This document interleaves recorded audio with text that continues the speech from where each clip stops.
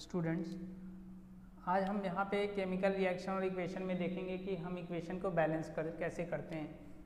सो यहाँ पे हम डिस्कस करेंगे balancing of an equation. Balancing of an equation. Equation को बैलेंस करने के लिए number of atoms on reactant side, number of atoms on reactant side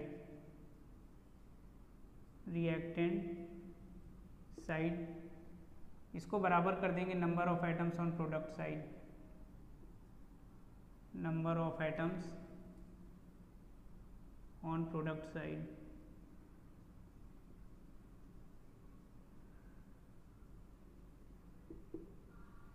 अभी जो मेथड हम यहाँ पे यूज़ करेंगे उसका नाम है हिट एंड ट्रायल मेथड। अभी जो मेथड हम यहाँ पे यूज़ करेंगे उसका नाम है hit and trial method. Hit and trial method.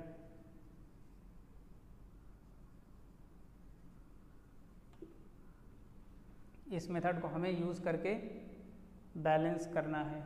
अब देखिए यहाँ पे हमने एक इक्वेशन लिखा,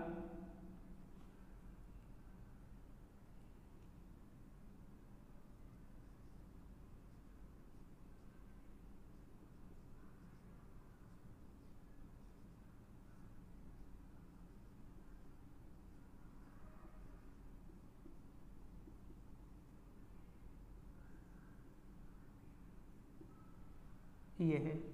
अब इसे हमें चेक करना है कि क्या ये बैलेंस है कि नहीं है। सो सिंगल एलिमेंट का देख लेंगे। जिंक के number of atoms reactant side पे 1 है, यहाँ पे 1 है, इधर भी 1 है। फिर हाइड्रोजन का देखेंगे, यहाँ पे 2 है, इधर भी देखेंगे 2 है। सल्फर का यहाँ पे 1 है, इधर भी 1 है। ऑक्सीजन के 4 एटम्स हैं, 4, इधर भी 4। सो ये इक्वेशन ऑलरेडी बैलेंस्ड है, नो नीड टू बैलेंस। तो ये एक है। एक एग्जाम्पल और लेके समझ लेते हैं।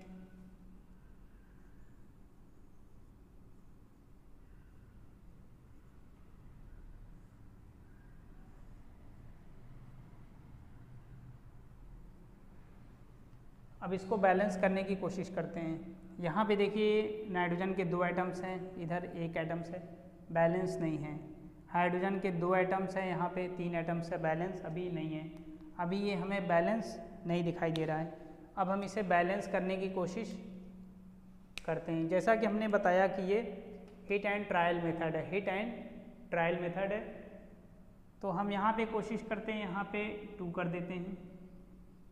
अब देखिए नाइट्रोजन के 2 एटम्स, लेकिन हाइड्रोजन के 2 3 ज़ा 6, 2 × 3 6। तो यहाँ पे अगर 3 कर दें, 3 2 ज़ा 6। अब हाइड्रोजन के 3 एटम हो गए, इसके भी 3 एटम हो गए। Now it is balanced. इस साइड देखेंगे 2 एटम हैं, इधर 6 एटम है। नाइट्रोजन के 2 एटम है, हाइड्रोजन के 6 एटम है। Now it is balanced. Now it is balanced. ये इसकी बैलेंसिंग हो गई है, ये इसकी बैलेंसिंग हो गई है। तो ये एक इक्वेशन है जो कि इसमें बैलेंस हो गया है। ऐसे बहुत से एग्जाम्पल्स हैं जिसमें आप खुद लेके चेक कर सकते हैं कि वो बैलेंस है कि नहीं है। अब एक एग्जाम्पल और लेके आपको एक्सप्लेन करने की कोशिश करते हैं कैसे बैलेंस करना है। आपने 9th क्लास में पढ़ा होगा बायो में कि ग्रीन प्लांट्स ही अपना फूड खुद प्रिपेयर कर सकते हैं ड्यूरिंग फोटोसिंथेसिस। तो उसमें होता क्या है कि कार्बन डाइऑक्साइड और वाटर रिएक्ट होके ग्लूकोज बनाते हैं और ऑक्सीजन उसका बाई प्रोडक्ट निकलता है। तो यहाँ पे लिखने की कोशिश करते हैं।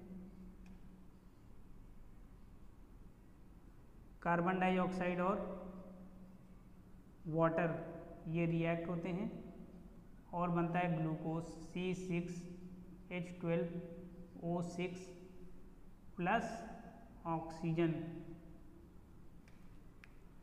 इतनी चीज़ें फॉर्मेशन हो जाती है। It is during photosynthesis chlorophyll, photosynthesis, photosynthesis chlorophyll. Chlorophyll लिखने का मतलब ये है कि ये रिएक्शन सिर्फ ग्रीन प्लांट्स में ही होती है और जबकि ये रिएक्शंस नॉन ग्रीन प्लांट्स में ये पॉसिबल नहीं है, तो ग्रीन प्लांट्स में ये होता है। अब ये रिएक्शन ड्यूरिंग फोटोसिंथेसिस होता है। अब इसमें हम देखेंगे, इसको बैलेंस करना है। अभी देखेंगे कि कार्बन का एक एटम है, इधर 6 है, बैलेंस नहीं है। ऑक्सीजन के 2, 1, 3 एटम, यहाँ पे 6, 2, 8 एटम, अभी भी बैलेंस नहीं दिख रहा है। हाइड्रोजन के 2 एटम, इधर 12 एटम, अभी भी बैलेंस नहीं दिख रहा है। तो हम इसको बैलेंस करने की कोशिश करते हैं। कैसे बैलेंस करेंगे? हिट एंड ट्रायल मेथड हमने बताया है। कार्बन के 6 हैं, यहाँ पे हम 6 कर देते हैं। अब कार्बन के 6 हो गए, हाइड्रोजन के 6, 2 ज़ा 12 और अभी एक, अभी भी बैलेंस नहीं दिख रहा है। यहाँ पे 6 कर देते हैं, 6, 2 ज़ा 12 हाइड्रोजन भी बैलेंस हो गया है। ऑक्सीजन कितना है? 6, 2 ज़ा 12 और 6, 18, 6 यहाँ पर है, 6, 2 ज़ा 12, 6, 2 ज़ा 12। अब ये तकरीबन बैलेंस दिखाई दे रहा है। तो नंबर ऑफ एटम्स लिख लेते हैं। कार्बन के 6 एटम्स हैं, ऑक्सीजन के 6, 2 ज़ा 12 और 6, 18। तो ऑक्सीजन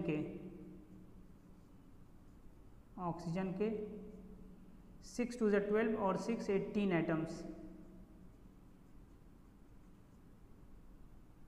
हाइड्रोजन के 6, 2 ज़ा 12, हाइड्रोजन के 12 एटम्स। रिएक्टेंट साइड में ये हमने देखा, कार्बन के 6 एटम हैं, ऑक्सीजन के 18 एटम हैं, हाइड्रोजन के 12 एटम हैं। अब प्रोडक्ट साइड भी देख लेते हैं। कार्बन के 6 एटम्स, हाइड्रोजन के 12 एटम्स, ऑक्सीजन का 6 और 6, 2 ज़ा 12। तो ये और ये मिला के कितने हो गए? 18 एटम्स। अब हम इसको कंपेयर करेंगे रिएक्टेंट और प्रोडक्ट साइड से। कार्बन के 6 एटम्स यहाँ पर हैं, 6 एटम्स यहाँ पर भी हैं, बैलेंस दिख रहा है। ऑक्सीजन के 18 एटम्स हैं, यहाँ पे 18 एटम्स यहाँ पे हैं। हाइड्रोजन के 12 एटम्स हैं, हाइड्रोजन के 12 एटम्स यहाँ पे भी दिखाई दे रहे हैं। तो आपने देखा कि किस तरीके से इसमें बैलेंस दिखाई दे रहा है। ये रिएक्टेंट साइड का है, ये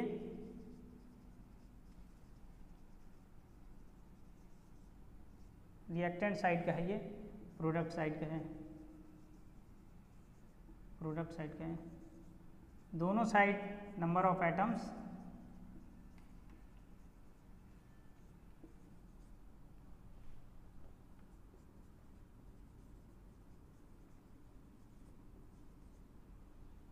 देखा आपने किस तरीके से number of atoms on reactant side और प्रोडक्ट साइड दोनों इक्वल हो गया है।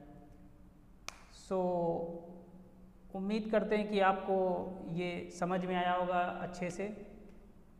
इससे जो प्रीवियस लेक्चर में हमने जो केमिकल इक्वेशन आपको बताया था रिएक्टेंट प्रोडक्ट, उसके बारे में कैसे इक्वेशन को फॉर्म करना है, फिर यहाँ पे हमने थोड़ा सा आपको बैलेंसिंग का पार्ट बताया है। कोशिश की है कि आपको और अच्छे से समझ में आए। नेक्स्ट जो लेक्चर होगा वो नेक्स्ट टॉपिक पे होगा। Till then thank you students and have a nice time.